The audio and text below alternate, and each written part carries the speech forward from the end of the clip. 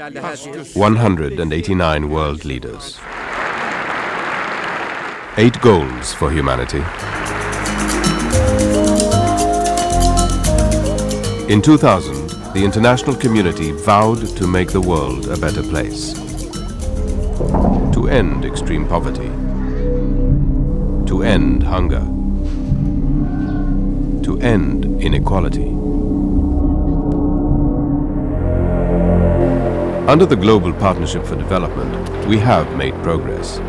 Governments from the developed and developing worlds, supported by the UN system, by civil society and other partners, have taken action.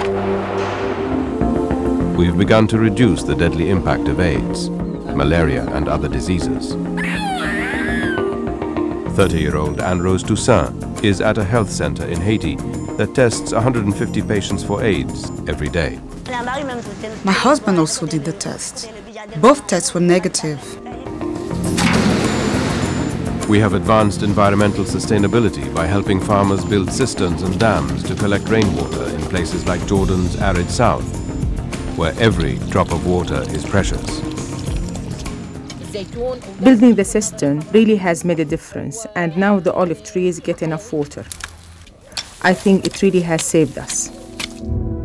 Climate change is making water increasingly scarce everywhere. But the target to cut in half the number of people without safe drinking water is within reach. And now more children are going to primary school than ever before, especially in countries where school fees have been abolished. Education is very important, and the reason is that through education, you can reach any goal you aim for. We are also improving maternal health. In Mongolia, Opsi Dago is about to give birth to her second child. I'm 9 months pregnant. I'll give birth any time now. With more and more rural nurses to check up on her, the birth of her baby is no longer life-threatening. If we act and provide all women with access to health care, most maternal deaths could be prevented. In China, industrialization has lifted millions out of poverty. After working for others, Luo Chang'an and her husband saved enough money to start their own small company. In many places, we see more and more women in paid jobs, more girls in school, and more women in power. One day, hopefully become president of this country. Yes!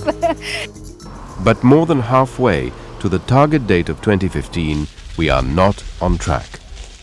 The gaps are wide, the obstacles steep. 500,000 women continue to die each year from complications of pregnancy and childbirth. 75 million children still do not attend primary school. I dropped out because I didn't have a school uniform. My mother wanted me to work to make some money so that hopefully one day we can afford the uniform again.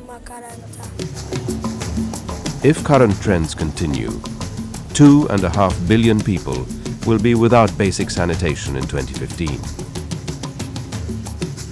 1.4 billion will live in extreme poverty. Rising food and energy prices and the global credit crisis may make things even worse. Citizens are demanding action. Last year, 43 million stood up against poverty, part of a growing global movement. World leaders made the promise. Now it's time for us to deliver. Together, we can make it happen.